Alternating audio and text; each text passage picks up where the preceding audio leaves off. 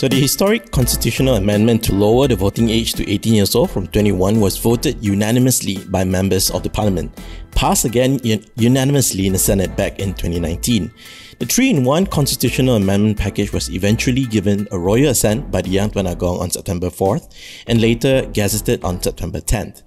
However, the then Pakatan Harapan government told the public that the implementation will be fully in place by July 2021. Hi, this is Norman Goh and you're listening to Bicara Minggu Ini. So coming back to this new episode this week after the Chinese New Year celebration, and I would like to wish all listeners a very happy Lunar New Year. So apart from the so-called silence by certain members of the cabinet over the reports of sexual harassment by the authorities, what came up this week was about the implementation for Undi18. Or really, is it a U-turn? So speaking to me in this episode is Tharma Pillai, the co-founder of Undi18, a youth-led movement dedicated to democratic reform, whom he co-founded with his lifelong partner Qyira Yusri. Both of them were pivotal in lobbying the then PH government to lower the age of voting to 18. So welcome to Bicara Minggu Ini, Tharma. Hi Norman, thanks for having me. Pleasure to be on the show.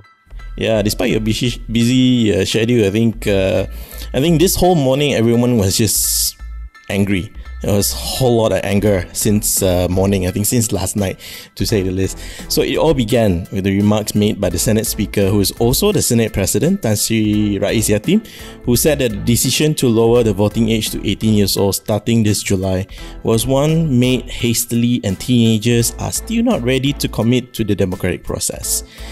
And Deputy Youth and Sports Minister Wan Ahmad Fayhsal, who was once a special officer to the Minister Syed Saddiq, who said that Malaysians are not ready to vote at 18 years old. So he said that yesterday.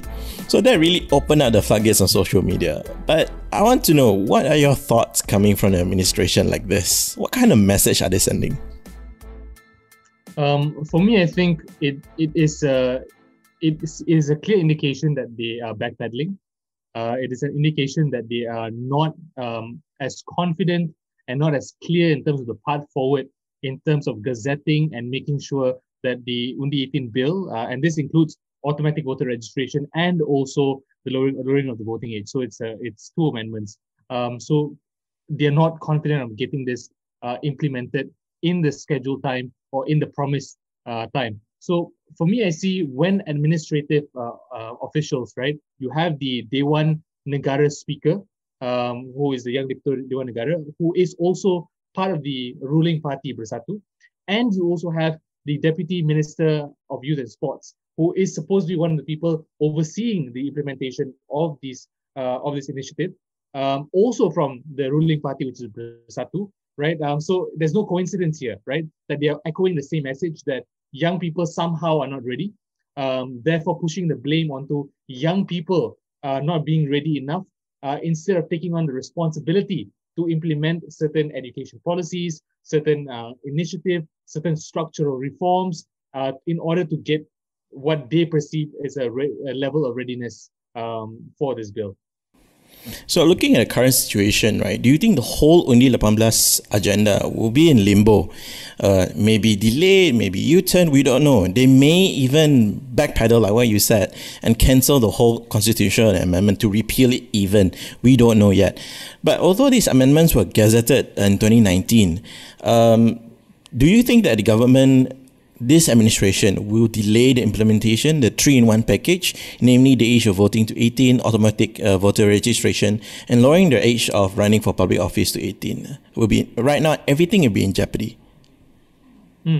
I think firstly, just to note from a legal aspect, the current administration does not have the authority to sort of cancel the constitutional amendment or to repeal it. In order to do that, they would need a two-third majority in Parliament and also in the Dewan Negara. So they have to go through that process again in order to repeal or reverse it. So that it doesn't seem likely that they have the numbers. Two-third majority is a very distant number for this government, right?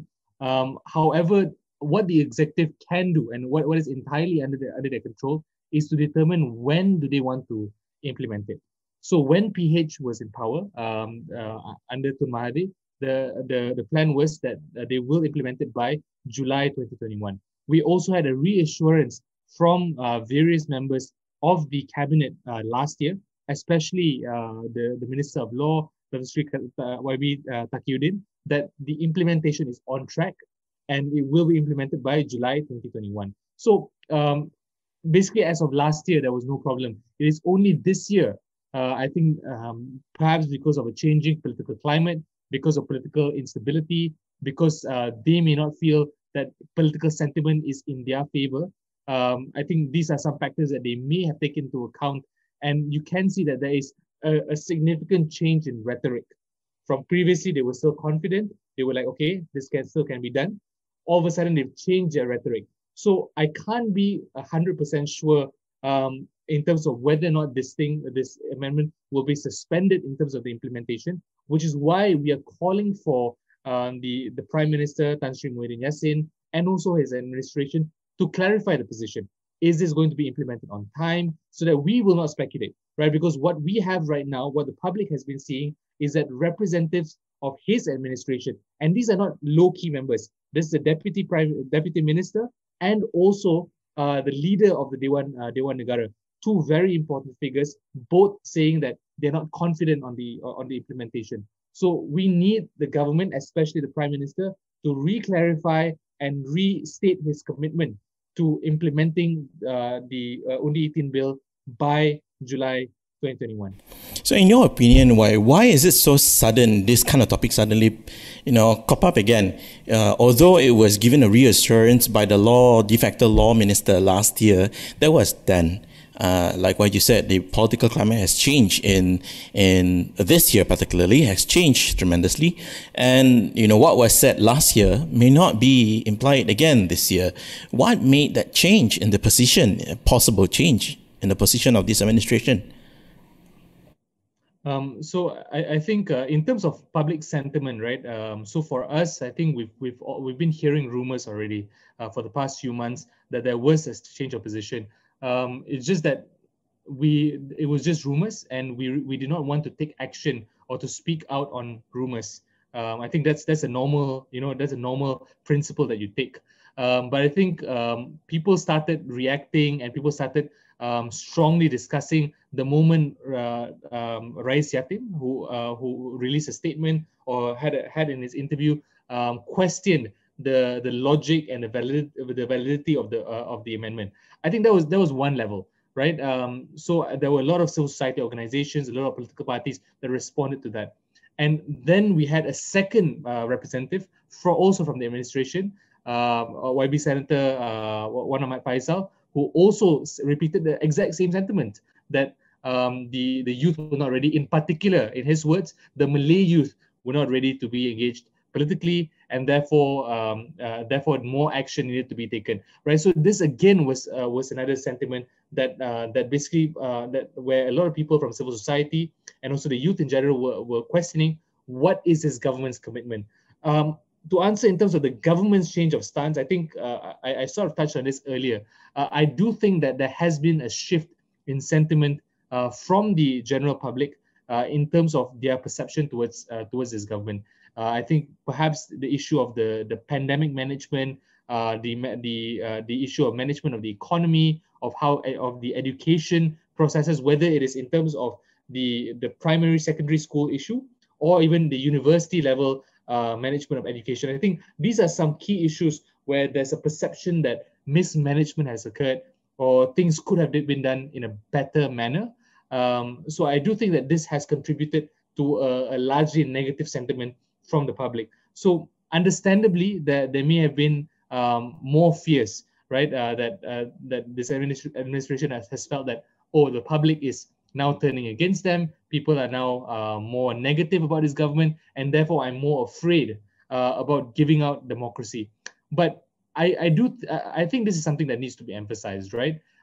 Giving out the tenets, the basic right to vote, is not about political sentiment, is not about playing political games, right? It is a fundamental issue of human rights. It is a fundamental issue of fairness, that every adult should have the right to participate in democracy, right? Regardless of whether it will make the government popular or unpopular. It is an issue of anti-discrimination, of fairness, of human rights. So I think that's something that we have to highlight and we have to, we have to fight for. So I'll come to the the expansion of universal suffrage in Malaysia itself. So looking at this, there are also some questions. You being yourself, Qyira, and also quite a number of the civil society organizations have been working closely with the previous administration in pushing for these amendments. Since 2018, 2019, and now in 2021, what has been some of the challenges? Of course, there are some questions right now saying that why, although the amendments were they were gazetted in 2019, how come all this, the three-in-one package were not in place last year? Why does it take so long? How come the previous administration did not implement it? So essentially, what happened was there was a political agreement between the government and also the opposition at the time. So that was UMNO, PAS, and GPS mainly, right? So there was a discussion and an agreement that the implementation of the lowering of the voting age would happen concurrently with the implementation of automatic voter registration. So in a way, it was a gentleman's agreement. It was an agreement that, okay, let's do this concurrently. Which is why the lowering of the age of eligibility to become a candidate in an election has been decreased back in 2019, right? So, so while there were 3 amendments that were done at the same time, the first amendment, right, which is to lower the age of nomination of candidacy, was implemented immediately, automatically, right? However, these 2 amendments, automatic voter registration and lowering of the voting age, were supposed to be done concurrently. So from a legal perspective, lowering of the voting age is very easy to be done because you are merely changing definitions, right? There is not as much legal, bureaucratic background that you have to do after that, right? It's just a matter of getting people to register, getting 18, 19, 20-year-olds to register and stuff like that. The challenge was the implementation of the automatic voter registration. Because we had millions of people who were unregistered, right?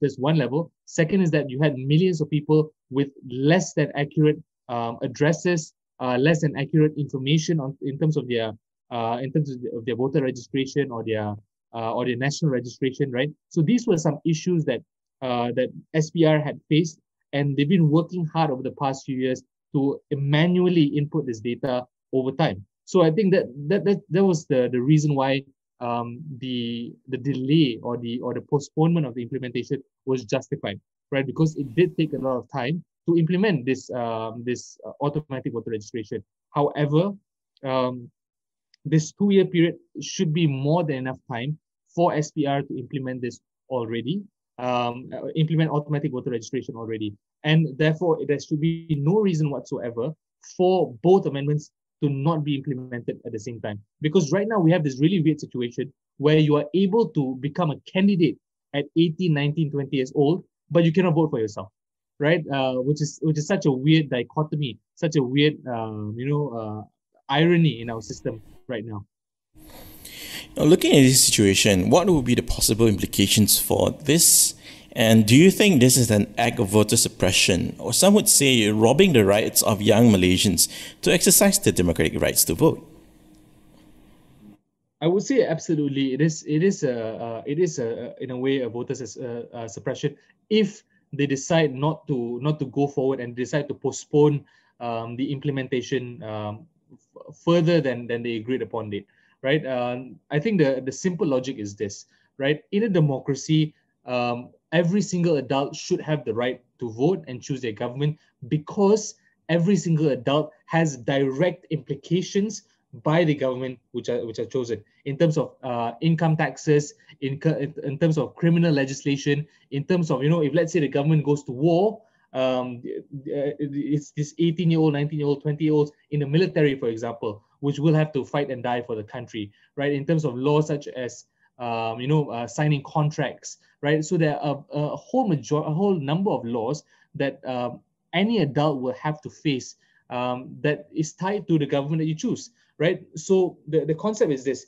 if you categorize 18-year-olds as an adult, therefore you have to allow them to then choose the government of the day. So I think that sort of basic unfairness needs to be solved. So to deny them this vote, right? To deny them this opportunity to choose this government in a democratic process is a form of voter suppression, especially if we find out that the main reasoning behind this postponement is because of public sentiment, because they are afraid that young voters might vote in a certain way, or young voters might vote, against certain parties or against government policies, right? So I think there is elements of potential voter suppression if this postponement happens.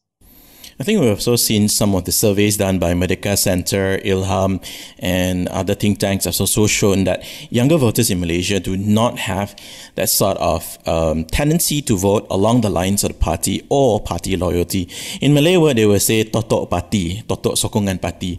So looking at, the irony of all this is that several state assemblies, both under PH or even PN or even UMNO or BN, they have already passed a motion in support of the constitutional amendment, and political parties are engaging even more younger Malaysians as we speak. One political party can even allow a 16-year-old to join the party. What's the big issue here? So now, looking at this, right, what is the next step for Undi18? And what will you do next in ensuring that this government, or even the next, as well as the Election Commission, we also have the Election Reform Committee that came out with 49 proposals in terms of electoral reforms, and making sure that they will fulfill the promises on this amendment and also the other reform agenda? I think for us, the next step is to re-engage the public and re-engage certain key NGOs and certain political parties, right? For us, we need to pressure the government.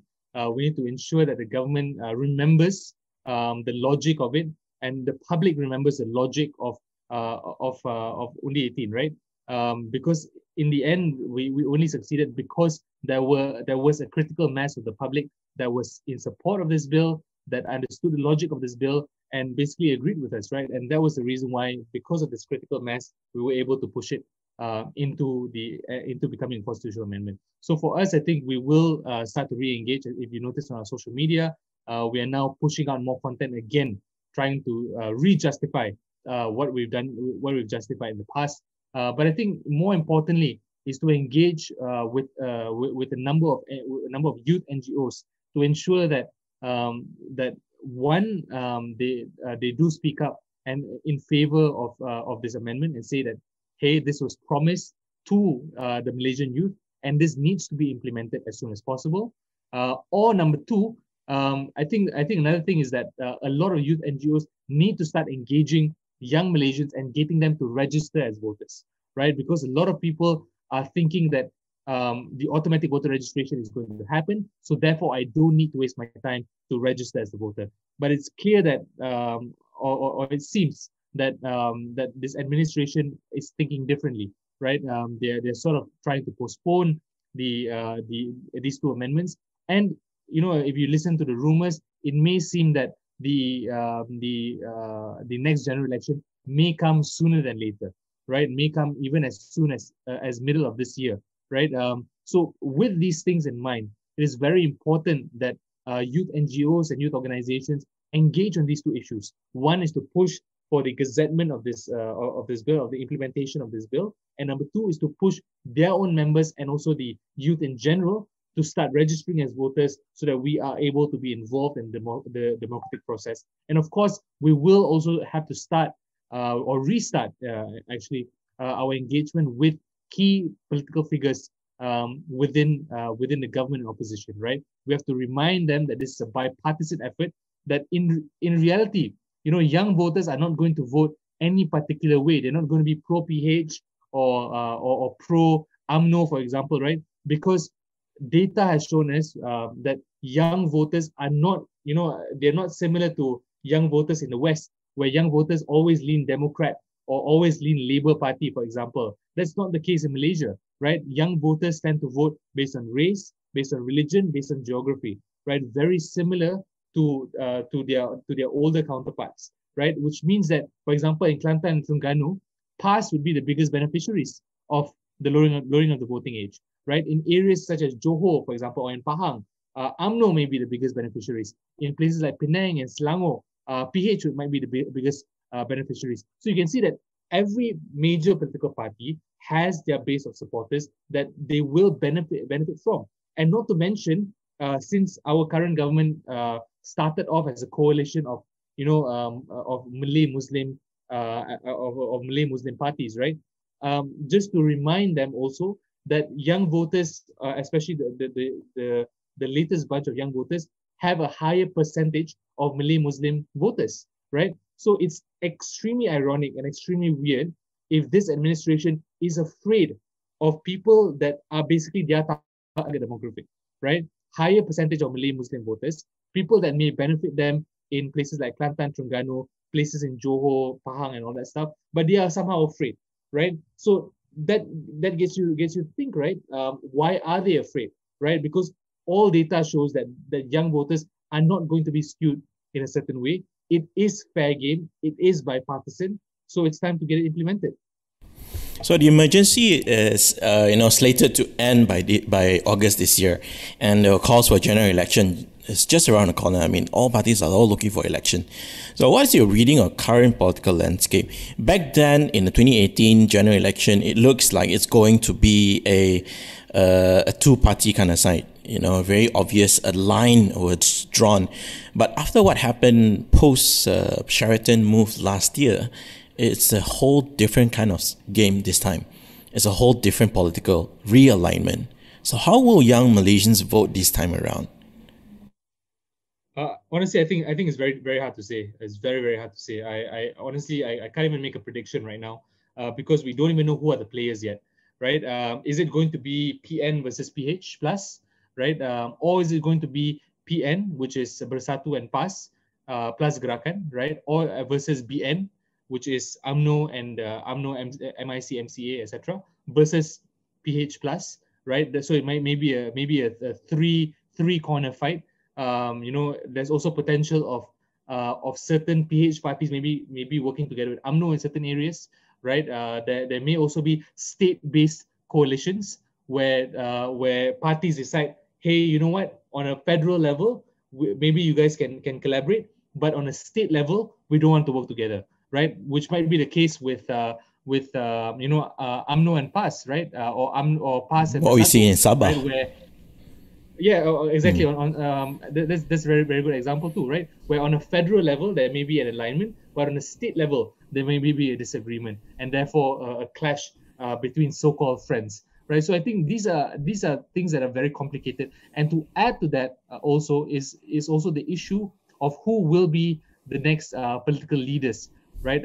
Who's going to be the prime minister candidates for each of these coalitions, right? So I think it's very difficult to really determine anything right now in terms of who might be the candidates, who might be the best choices that Malaysian youth will choose.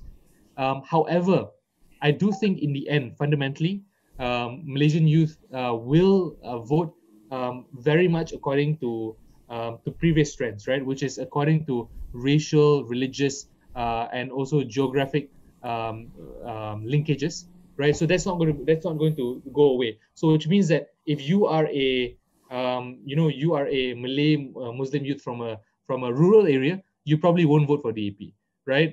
So you may choose one of the Malay majority parties, but the question might be which coalition you might prefer, right? I think that may be the question that you may have. But fundamentally, I think this is across all polls, right? One of the key issues that young voters tend to vote on across demographics is economic issues, right? So those who manage to sell economic populism, who manage to show that, hey, we have the right credentials in terms of protecting young Malaysians, giving the right benefits to young Malaysians, providing more welfare, providing more job security. I think these are the people that will be able to benefit the most and be the preferred choice. However, honestly, at this point, it's really too unclear. Who knows? Maybe Bersatu might make a move and try to get UMNO disbanded. Perhaps we might have a snap election earlier than August. Right? There are just too many variables to be able to guess accurately.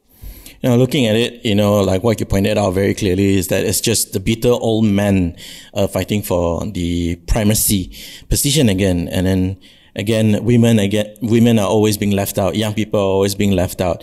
And it's also very interesting to see how things are going to come about. Sarawak State election was supposed to be held this year as well. And that has to be seen. And to see how things are going to move, Muda is unable to get itself registered, Pejuang as well. And then we do not see that, a clear leadership from both sides. Both aisles of politics are really, really weak. There's also a possibility that we may end up into a situation on a very difficult situation that it may be a hung parliament. That sort of uncertainty will just, lead up to this sort of upcoming election. We just open up the opportunities to just populist kind of manifestos and policies. Do you see that happening? To be very honest with you, I think the manifestos even in the previous election were extremely populist, right? They are so populist that when they actually came into government, they were not able to implement it, right? So I think that is something that has already been happening, right? A lot of times, Malaysian elections has a tendency for extreme populism, right? Either that or they use racial and religious rhetoric. So it's basically either one. Sometimes a combination of both, right? So I do think that that is an issue. What I hope is that a lot of Malaysians become more aware and more more distrusting of political manifestos, right? Because we've seen all the parties in power, right? We've seen BN in the past. They promised you a lot of things. They did not deliver on a lot of things. PH, they promised a lot of things. They did not deliver a lot of things. Now PAS, for the first time, they're also in government, right? And they also promised a lot of things, right? And they're not also delivering, right? Whether it's RUU 355, whether it's the case of protecting Adib, right? There are various cases, various examples where even past supporters are feeling that they're being shortchanged, that they're being cheated, right? So I think this is part of the democratic maturity that Malaysians have to undergo and understand that yes, political populism is exciting, it is sexy, it gives people feeling like, oh yeah, I'm just gonna fight for this party. But in the end, when you become a government, there are political realities that set in.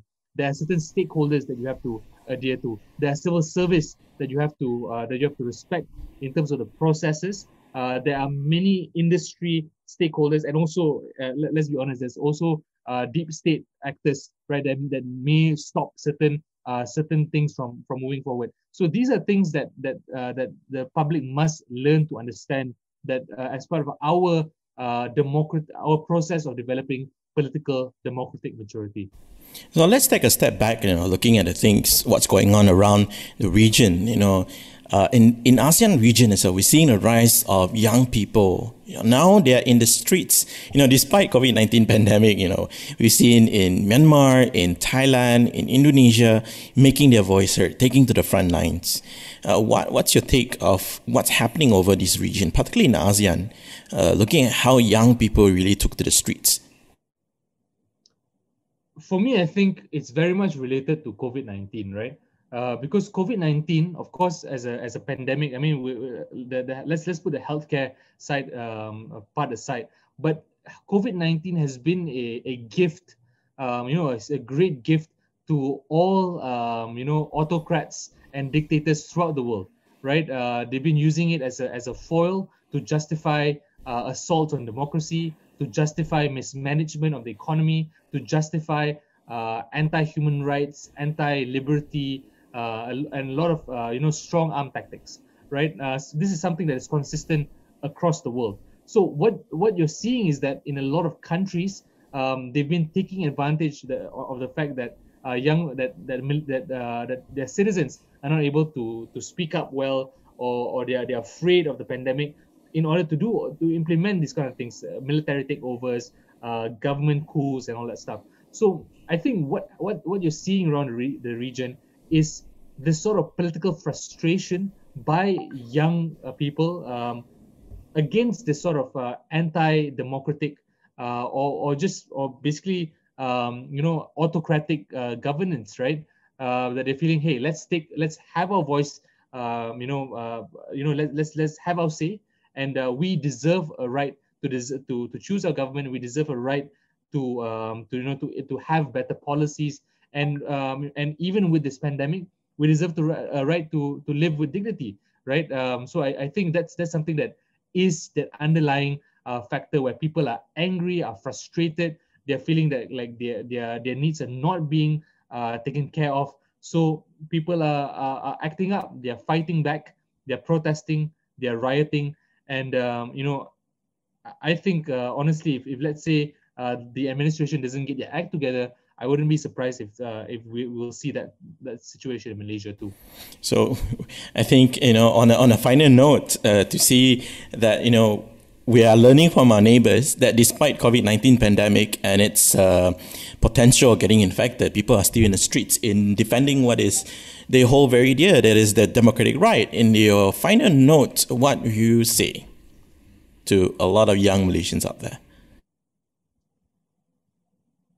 I think for young Malaysians out there who are listening, I think for me is to remember to fight for what you believe in, right? I think no matter which government it is, no matter what the political situation it is, have a set of principles, have a set of things that you think is important, and remember to fight for it, right? Whether it is for us, for me, I will always fight for the lowering of the voting age. I will always fight for the enfranchisement and the democratic rights of millions of Malaysians. I think that's something that's so important. And if you want to build a genuinely good country, you want to build for the future, you have to include the youth. You have to include young people and our desires into democratic consideration. But for your perspectives, right? If you believe in having a better economy, in better policies, better healthcare, better education system, better jobs, better wages, whatever you want, right? You can't just get angry on it, angry privately and not act upon it. Realize your principles and start working actively on it, right? You don't have to quit your job. You don't have to, sacrifice everything. But at the very least, start speaking up, start talking to people in your own community, start educating those around you, and start acting. That's something that's so important. And stop being apathetic, right? You are able to implement change. You just have to start acting. That really sums up our discussion today on Undi18 and how things are going to move forward in Malaysia, whether Undi18, Undi18 is going to be implemented this year, or is it going to be, again, put in the back burner. We don't know about it, but we hope that the effort to make sure that we have universal suffrage in Malaysia should be implemented, it should be expanded, and looking at how we Malaysians as young Malaysians should be participating actively in the democratic movement. So thank you so much, Tharma, for joining me in this episode. And if you would like to support or give your ideas or any suggestions, you can always talk to Tharma or Qyira, contact them at Undi18. If you would like to make monetary contributions, go ahead. I think this is a good time to really share your participation to help Undi18 to achieve its dreams. I think it's not just dreams of the co-founders. This is what we want in Malaysia. So if you're listening to Bicara Minggu Ni, we are uncovering current affairs and politics, and you can listen to the stories and interviews on Spotify, Anchor, Google Podcasts, Apple Podcasts, or anywhere you can find our podcasts. So for more updates and stories, if you have any suggestions, you can tweet to me at @INoanGo, or you can go to Tharma Pillai. What's your Twitter handle? Tharma Pillai. Tharma Pillai. It's as simple as that. So thank you, Tharma, and thank you all for listening.